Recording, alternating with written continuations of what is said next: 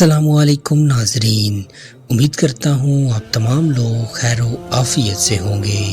ایک مرتبہ حضرت موسیٰ علیہ السلام نے اللہ تعالیٰ سے پوچھا، اے اللہ، آپ لوگوں کو پیدا کر کر مار کیوں دیتے ہیں؟ اللہ تعالیٰ نے ارشاد فرمایا، اے موسیٰ، زمین میں کھیتی کرنا شروع کرو۔ حضرت موسیٰ علیہ السلام نے زمین میں گندم کاشت کی۔ کچھ عرصے بعد فصل تیار ہو گئی۔ جب فصل کاٹ کر دانے اور بھوسا الگ الگ کر دیا گیا تو اللہ تعالیٰ نے پوچھا، اے موسیٰ علیہ السلام، تم نے گندم کو کاٹ کر دانے اور بھوسا الگ الگ کیوں کر دیا؟ عرض کیا، اے پروردگار، فصل پک چکی تھی اس لیے کاٹ دی۔ اللہ نے فرمایا، اے موسیٰ، میں بھی تو یہی کرتا ہوں۔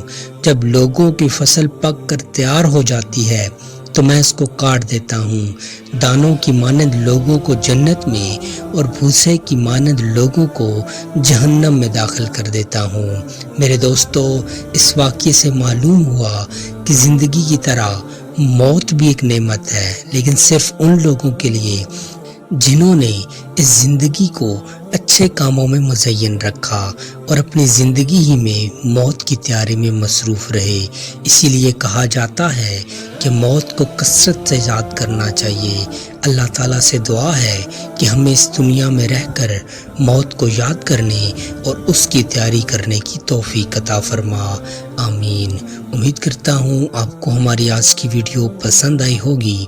مزید ایسی انفارمیٹو ویڈیوز دیکھنے کے لیے چینل کو سبسکرائب کر لیجئے۔ جزاک اللہ خیرہ۔